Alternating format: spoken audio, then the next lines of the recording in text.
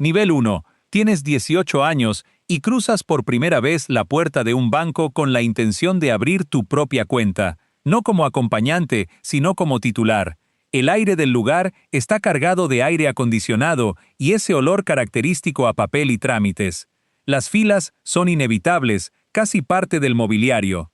Sacas un número de una máquina que lo imprime con una calma casi provocadora, como si supiera que vas a quedarte ahí un buen rato. Pantallas alrededor muestran ofertas de productos financieros que aún no sabes interpretar del todo, y que, de todos modos, nadie se toma el tiempo de explicarte con claridad. Te sientas. Esperas. Cuando finalmente aparece tu número, te atiende un ejecutivo joven, con una amabilidad medida, exactamente la que dicta el protocolo de servicio, ni fría ni cercana, solo suficiente. Te pregunta qué necesitas. Respondes que quieres abrir una cuenta. Él asiente, teclea sin pausa y solicita documentación. En toda esa interacción no sientes bienvenida, sino procesamiento, y la cuenta que terminas recibiendo es la básica, sin ventajas, sin beneficios reales, la que en muchos bancos incluye una comisión mensual de mantenimiento escondida dentro de términos que firmaste, aunque nadie te lo haya explicado de forma directa. Es la cuenta con límites de retiro diarios que descubres justo cuando más los necesitas. La cuenta que, si permanece en cero durante varios meses, puede desaparecer sin aviso relevante. Tu saldo casi siempre está en cero o muy cerca de eso. Lo que entra se va, lo que se va vuelve a entrar. Mientras tanto, el banco mueve ese dinero, lo presta y genera intereses con él. Tú no ves nada de eso. Y si alguna vez tu cuenta entra en números rojos, incluso por un cobro automático olvidado, el trato cambia de inmediato. El banco sí se comunica contigo, pero ya no para orientarte, sino para cobrarte el sobregiro con comisiones que, vistas como tasa anual, resultarían vergonzosas para cualquier prestamista de ficción. Bienvenido al sistema. La aplicación del banco, en este nivel, cumple bien con lo básico: consultar saldo, transferencias, pagos de servicios. Pero también funciona como una máquina silenciosa de venta cruzada. Cada vez que la abres, aparece un banner ofreciéndote un préstamo personal, luego una tarjeta de crédito, después un seguro de vida que supuestamente deberías considerar. Nada de eso es aleatorio. El banco conoce tu perfil, tu edad aproximada, tus hábitos de consumo, los días en que tu saldo cae por debajo de cierto umbral, y entiende que en esta etapa su mayor ganancia no está en ayudarte a ahorrar, sino en prestarte lo que aún no tienes. Nivel 2. Algo cambia. No de forma espectacular, pero cambia.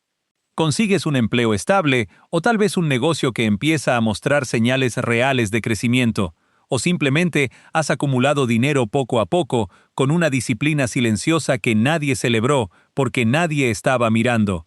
En este punto, el promedio de tu cuenta se mueve en una franja clara, entre 1,000 y 10,000. No eres una persona adinerada, ni siquiera te acercas a ese extremo, pero para el banco tu perfil ya no es el mismo de antes. Sigues dentro de lo estándar, aunque ahora ese estándar genera más movimiento, más actividad, más datos que analizar, y ahí es cuando ocurre un cambio sutil. No es inmediato ni llamativo, pero se siente. Empiezas a entrar en el radar del marketing bancario. No del asesor humano todavía, sino del sistema automático que decide a quién mostrarle qué. Un día aparece en tu bandeja de entrada un correo cuidadosamente diseñado. Colores corporativos, tipografía limpia, todo calculado para transmitir confianza. El asunto sugiere algo como una tarjeta preferencial disponible para ti. Lo abres y ves la oferta: una tarjeta de crédito con un límite cercano a los $3,000 y un 1,5% de cashback en ciertas compras seleccionadas. La letra pequeña ocupa casi tanto espacio como el beneficio anunciado.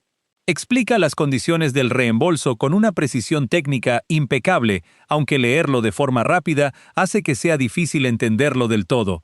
Y ahí está la clave del juego, porque este producto no es simplemente una ventaja, es un mecanismo de retención. Si alguien la usa con disciplina, pagando el total cada mes, el banco apenas obtiene beneficio. Pero el sistema ya conoce el comportamiento promedio. La mayoría no liquida el saldo completo, sino que arrastra una parte, mes tras mes. Te hablan de puntos, recompensas, millas acumuladas. Todo suena atractivo. Lo que no se menciona con tanta claridad es que una parte importante de los ingresos del banco proviene precisamente de esos intereses que casi nadie calcula a tiempo. En una sucursal, si llegas con un problema, la experiencia sigue siendo neutral. No hay trato especial, pero tampoco indiferencia fría. Te atienden, resuelven lo esencial, el proceso es correcto, casi mecánico, eres parte del grupo mayoritario, y el grupo mayoritario recibe un trato estándar, funcional, sin excesos, sin cercanía. Aún así, algo empieza a transformarse dentro de ti. La forma en la que entras al banco cambia ligeramente, tu postura es distinta. La voz con la que hablas al asesor suena más firme. Poco a poco aparece una sensación nueva. Ya no estás pidiendo ayuda, estás interactuando con un servicio que utilizas. Nivel 3. Aquí es donde el sistema realmente empieza a fijarse en ti. No porque haya un reconocimiento emocional, sino porque los datos cruzan una línea interna. Tu saldo promedio supera un umbral que activa procesos automáticos dentro del banco. Ellos no lo llaman umbral, por supuesto. Hablan de segmentación de clientes, modelos predictivos, propensión de consumo, términos sofisticados que suenan técnicos, casi científicos. Pero en esencia significa algo mucho más simple. El sistema ha decidido que ahora eres relevante. Y entonces sucede algo nuevo. Te llaman. No es una llamada de cobro ni de advertencia, es una oferta. Un ejecutivo con voz calmada, perfectamente entrenada, te explica que han detectado en ti un cliente con potencial y que quieren presentarte una cuenta de ahorro con una tasa de interés especial. Y, después de tantos años sintiéndote como si fueras solo un registro más dentro del sistema, esa frase te toca de una forma inesperada. No es que te lo creas ciegamente, pero el simple hecho de ser visto, aunque venga de una entidad bancaria con intereses propios, activa algo en ti que cuesta ignorar. La tasa preferente que te mencionan, en realidad, apenas supera la inflación. Sin embargo, viene envuelta en una etiqueta atractiva y acompañada por un asesor que da seguimiento, que no desaparece después del primer contacto. En este punto también se abre otra puerta: productos de inversión básicos, fondos conservadores, depósitos a plazo, instrumentos de bajo riesgo que el propio banco administra y por los que cobra una comisión por gestión. No son necesariamente malas opciones, pero hay una lógica detrás. No te los ofrecen para multiplicar tu patrimonio de forma altruista, sino para mantener tu capital dentro de su ecosistema financiero el mayor tiempo posible. Tu dinero sigue generando movimientos, pero una parte del rendimiento se va quedando en el camino, del lado de la institución. Dentro de la sucursal, la experiencia también empieza a cambiar. En algunos casos, ya no eres solo un cliente más del sistema general. Puede aparecer la figura de un gestor asignado, aunque de forma todavía informal. Es alguien cuyo nombre aparece en tus correos, alguien a quien puedes escribir directamente y que no tarda una eternidad en responder, aunque tampoco lo haga de inmediato. La fila física sigue existiendo, no desaparece. No hay acceso exclusivo todavía, ni zonas claramente diferenciadas en la mayoría de casos. Pero estás entrando en otro nivel del sistema. Incluso el lenguaje cambia de manera evidente. Ya no eres simplemente un titular de cuenta. Ahora te etiquetan como cliente preferente, cliente selecto o alguna denominación anglosajona que el banco adopta para este segmento. Y esa diferencia no es solo una cuestión de palabras. Al entrar a la sucursal, el protocolo se ajusta. Empieza a existir un espacio distinto. No siempre es lujoso ni impresionante, pero sí está separado del resto. Sillas más cómodas, aire acondicionado más controlado, a veces agua disponible, café, alguna revista bien diseñada que casi nadie hojea, y lo más valioso de todo en ese entorno: silencio. Ya no estás rodeado del ruido constante del área general ni de las llamadas automatizadas anunciando turnos. Tampoco esperas con un número en la mano escuchando una voz mecánica. Aquí te recibe alguien que ya conoce tu nombre antes de que lo pronuncies. No por intuición, sino porque lo revisó unos momentos antes en el sistema al ver tu llegada. Ese pequeño gesto, esos segundos de anticipación, cambian por completo la dinámica de la interacción. El banco es muy consciente de ese efecto y precisamente por eso lo diseña así. A este nivel aparece una figura aún más definida: un ejecutivo de banca privada o su equivalente. Alguien con contacto directo contigo, sin pasar por centralitas. Conoce cómo está distribuido tu dinero, Te escribe cuando surge algo relevante, no cuando un algoritmo decide que es momento de intentar venderte otro producto. Las comisiones que antes dabas por hecho empiezan a desvanecerse casi sin que lo notes. El mantenimiento de la cuenta deja de aparecer. Las transferencias internacionales pasan de ser un golpe fijo en cada operación a una tarifa mucho más baja, e incluso inexistente en ciertos casos, y ese límite diario de retiro que en el pasado te dejó atado de manos en el peor momento, ahora se eleva de forma considerable. Y aquí surge una duda inevitable, una de esas que este nivel te obliga a mirar de frente. ¿Por qué no te ofrecían esto desde el principio? La respuesta no tiene misterio, pero sí incomoda. En aquel momento simplemente no encajabas como cliente rentable, hoy sí. No es que tú hayas cambiado como persona, lo que cambió fue el valor del número asociado a ti, y ese número lo redefine todo. De repente, los productos que aparecen en tu panel no son una versión maquillada de lo anterior, sino opciones objetivamente más ventajosas. Fondos con comisiones de gestión más bajas, carteras diversificadas que antes ni siquiera existían en la aplicación básica y créditos con tipos de interés claramente más reducidos. Incluso el riesgo que representas para el banco, la probabilidad de impago, se percibe como menor dentro de sus modelos. El sistema, visto con frialdad matemática, encaja perfectamente en su propia lógica, presta en mejores condiciones a quienes menos dependen del crédito y endurece las condiciones para quienes no tienen alternativas. No es un fallo del mecanismo, es el mecanismo funcionando tal como fue diseñado. Nivel 5. Aquí es donde todo cambia de tono.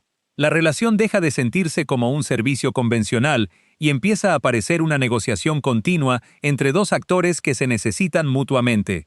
Por un lado, tú aportas capital. Por el otro, la entidad ofrece infraestructura financiera, acceso a mercados y herramientas que serían difíciles de replicar por cuenta propia.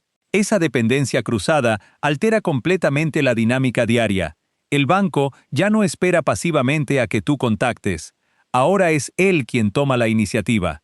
Tu gestor personal te propone encontrarse a comer, no necesariamente para venderte algo directo, sino para mantener el vínculo, para que no olvides que detrás del sistema hay una persona concreta. Esos encuentros no son gestos espontáneos de cortesía, son decisiones calculadas. El coste de un almuerzo mensual es insignificante si se compara con el valor de conservar tu capital dentro de la entidad y las comisiones que éste genera. A este nivel, los productos también cambian de naturaleza. Ya no se trata de instrumentos estándar que siguen la media del mercado, sino de estructuras más complejas, vehículos de inversión privada, notas estructuradas, estrategias ligadas a índices específicos o carteras con mecanismos de cobertura incorporados. Todo ello bajo etiquetas técnicas que suelen reservarse para lo que se conoce como inversor calificado. Y no todo lo que aparece ahí es necesariamente beneficioso. Algunos de estos productos esconden comisiones internas que erosionan la rentabilidad real más de lo que parece a primera vista. La diferencia clave es que ahora tienes acceso a suficiente información como para empezar a hacer preguntas incómodas y obtener respuestas, no siempre con una transparencia absoluta, pero sí con un nivel de detalle mucho más profundo que en etapas anteriores. Si alguna vez entras a una sucursal en este punto, ya no encuentras filas ni ventanillas comunes para ti. Te reciben en un entorno distinto, una sala privada, con discreción total, puerta cerrada, donde la conversación cambia por completo de tono. Allí el banco comienza a introducirte conceptos que antes jamás aparecían: planificación patrimonial, estrategias para organizar tu capital de forma más eficiente, reducir cargas fiscales dentro del marco legal, y preparar la transmisión de tus activos hacia la siguiente generación con la mayor eficacia posible. Y aunque pueda sonar a un servicio casi personalizado, no lo hacen por altruismo. Su incentivo real es que tu dinero quede integrado en estructuras de largo plazo, asegurando así ingresos constantes durante años. Aún así, desde el punto de vista del cliente, el resultado puede ser realmente útil si se sabe interpretar lo que hay detrás de cada propuesta. En este punto, también surge algo de lo que casi nadie habla, una especie de soledad silenciosa que acompaña a quienes poseen más de lo que su entorno puede imaginar. Las charlas cotidianas con amigos o familiares empiezan a llenarse de pausas incómodas, espacios donde antes había naturalidad. No es que la persona cambie en esencia, sino que la presencia del dinero modifica, de forma sutil, la dinámica de las relaciones. Algunos asumen cosas, otros se alejan, y tú aprendes a moverte en ese terreno sin que nadie te haya enseñado cómo hacerlo. Nivel 6. En el mundo bancario, este escalón tiene una denominación clara: banca privada. Y aquí el cambio ya no es gradual, es estructural. Cuando superas el umbral del $1.000.000 en activos bajo gestión, la relación deja de parecer la típica conexión cliente-entidad. Se transforma en algo mucho más cercano a una alianza. Tu asesor deja de ser un simple gestor de cuentas, pasa a ser un administrador patrimonial con formación especializada en finanzas avanzadas y, en muchos casos, respaldado por un equipo completo. Ya no te contacta para ofrecerte productos genéricos, sino porque analiza tu situación específica y detecta oportunidades relevantes para tu perfil. Detrás de todo eso, existe incluso un expediente interno más detallado de lo que uno podría redactar por sí mismo: objetivos, tolerancia al riesgo, estructura financiera y planes futuros. Y los instrumentos que aparecen en este nivel tampoco circulan en aplicaciones ni campañas comerciales. Se presentan en conversaciones privadas, con simulaciones personalizadas y estudios de impacto fiscal incluidos. Fondos de acceso restringido, inversiones en capital privado, coinversiones en desarrollos inmobiliarios de gran escala o estructuras internacionales diseñadas para optimización fiscal dentro de los límites legales y que solo tienen sentido cuando se maneja cierto volumen de patrimonio. Y aquí es donde las publicaciones de economía rara vez se atreven a ser tan directas. En este nivel, las reglas que en los escalones inferiores eran fijas dejan de serlo. Pasan a ser parte de la negociación. Las tarifas ya no son un número impreso en un folleto, sino el resultado de una conversación. Y la aprobación del crédito deja de depender únicamente de un sistema automatizado de puntuación.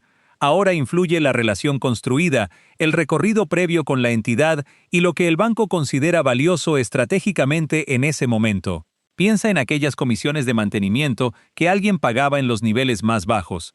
Todo ese flujo disperso de pequeñas cuentas, repetido a escala masiva, termina convirtiéndose en parte del soporte que financia la experiencia exclusiva de quienes están en la cima. No es una maquinaria con intenciones oscuras como en una película, sino un mecanismo que concentra recursos en quienes ya operan con grandes volúmenes de capital. Cuando entras a una sucursal de este tipo, si decides hacerlo, el entorno ya no recuerda a una oficina bancaria tradicional. Se parece más a un espacio de asesoría ejecutiva, salas amplias, arte cuidadosamente seleccionado en las paredes, café de calidad real y una atmósfera de total reserva. Y esa privacidad no es solo un gesto de cortesía, es parte integral del servicio que se está ofreciendo. A este punto aparece algo difícil de describir si nunca se ha vivido: la percepción de que el banco, de algún modo, también te necesita. No es una relación desequilibrada ni un dominio absoluto, pero sí un tipo de equilibrio que antes no existía. Y ese cambio altera la forma en la que se percibe todo el sistema. Porque durante años te has acostumbrado a relacionarte con la entidad desde una posición subordinada, pidiendo, aceptando, adaptándote. Así que cuando esa dinámica se invierte parcialmente y el banco empieza a ajustar condiciones para conservarte, la reacción inicial no siempre es positiva. A veces surge una molestia contenida, casi fría, al recordar cada comisión previa, cada préstamo caro, cada condición impuesta cuando el sistema tenía el control total. Y entonces aparece una idea incómoda: no eres tú quien cambió el sistema, sino el sistema el que ajustó cómo te trata. Hay verdades que atraviesan todos los niveles y que casi nunca se explican con claridad en contratos o aplicaciones. La primera es simple pero incómoda: el banco no es un compañero, es un proveedor de servicios financieros. Y esa diferencia lo cambia todo. Un aliado comparte objetivos, un proveedor opera con los suyos propios. Eso no lo convierte en un adversario, pero sí define con precisión la naturaleza real del vínculo. La segunda verdad es aún más importante: el crédito es uno de los productos más rentables del sistema bancario y suele ofrecerse justo en el momento en que más lo necesitas, que también es cuando tienes menos margen emocional y racional para calcular su verdadero coste. Esto no es una coincidencia, sino una arquitectura pensada del propio producto. Y la tercera verdad cambia la perspectiva por completo. La brecha entre un cliente que entra con saldo cero y otro que ya supera los $1,000 no se explica únicamente por el dinero, sino por el factor tiempo. Los fondos que llevan años dentro del sistema, que construyen historial y muestran movimientos estables y predecibles, terminan teniendo un valor mucho mayor para la banca que el capital recién depositado. En este contexto, la lealtad no se mide en emociones, sino en datos y comportamiento estadístico. La cuarta idea es la que más incomoda. El sistema financiero está configurado para que la mayoría de personas permanezca en los primeros niveles. No hace falta una intención maliciosa. Basta con la inercia del modelo, con lo sencillo que resulta acceder a crédito inmediato y con la forma en que se impulsa el consumo antes de que exista una verdadera acumulación. A eso se suma algo más sutil. La información sobre los niveles superiores prácticamente no existe para quienes están abajo. Quien está comenzando no tiene una visión real de lo que obtiene alguien en escalones más altos. Y ese vacío de información no ocurre por accidente. Piensa en esto. El banco abre a las 9 de la mañana, como lo hizo ayer y como lo hará mañana. En ese mismo instante, hay una persona esperando su turno para abrir su primera cuenta. Lleva su documento preparado, una dirección memorizada y un pequeño ahorro que, para ella, representa mucho más de lo que parece desde fuera. No sabe qué dinámica está a punto de comenzar. No imagina que dentro de 10 o 20 años no será tratada de la misma manera. En realidad, el trato que recibe hoy no está definido por su identidad, sino por el nivel que representa dentro del sistema. Y aunque alguien se lo explicara en ese momento, probablemente nada cambiaría de inmediato.